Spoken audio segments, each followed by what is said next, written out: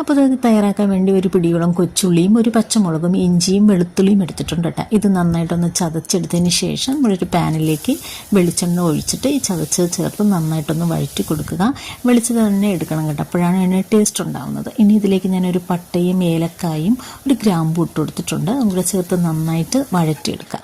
ഇതിലേക്ക് നമ്മൾ മസാല പുരട്ടി വെച്ചിരിക്കുന്ന പ്രോൺസാണ് ഞാൻ ചേർക്കുന്നത്. ഈ പ്രോൺസിൽ ഞാൻ കൂടുതൽ മുളക് പൊടി ചേർത്തിട്ടുണ്ട്, അതുകൊണ്ടാണ് ഞാൻ ഒരു പച്ചമുളക് എടുത്തത്. പ്രോൺസിലേക്ക് ഞാൻ മുളക് പൊടി, മഞ്ഞൾപ്പൊടി, പെരിഞ്ചീരകപ്പൊടി, ഉപ്പും കൂടെ ചേർത്ത് ഒരു 5 മിനിറ്റ് മിക്സ് ചെയ്ത് വെച്ചിട്ടുണ്ടായിരുന്നു.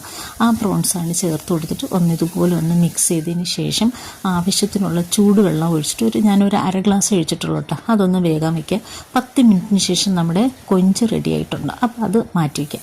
ഇനി റൈസ് തയ്യാറാക്കാൻ വേണ്ടിയിട്ട് ഞാൻ കാഷ്നട്ട് കിസ്മിസും ഒക്കെ വറുത്ത് മാറ്റി അതേ പാനിൽ തന്നെ ഇഞ്ചി പച്ചമുളകൊക്കെ ചതച്ച് ചേർത്ത് വഴറ്റിയിട്ട് നമ്മുടെ അരി കഴുകി ഊറ്റി വെച്ചിരിക്കുന്ന അരിയും കൂടെ ചേർത്ത് ഇതുപോലെ ഒന്ന് വറുത്ത് കൊടുക്കുക കേട്ടോ.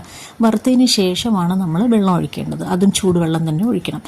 നമ്മുടെ ഒരു വിസിൽ നമ്മുടെ ചോറ് റൈസ് റെഡി ആയിട്ടുണ്ട്. ഇനി നമ്മൾ നേരത്തെ റെഡിയാക്കി വെച്ചിരിക്കുന്ന പ്രോൺസ് ഇല്ലേ, അതിൻ്റെ ബോണിലേക്ക് നമ്മുടെ ഈ റൈസ് ഇതുപോലെ ചേർത്ത് കൊടുക്കുക. ഈ സമയത്ത് ഞാൻ ഗ്യാസ് ഓഫ് ചെയ്തിട്ടുണ്ട്. ഇപ്പം നമുക്ക് ഗ്യാസിൻ്റെ ആവശ്യമില്ല. ഓക്കെ, അടുപ്പ് ഓഫ് ചെയ്തിട്ടാണ് ഇത്രയും ചെയ്യുന്നത്.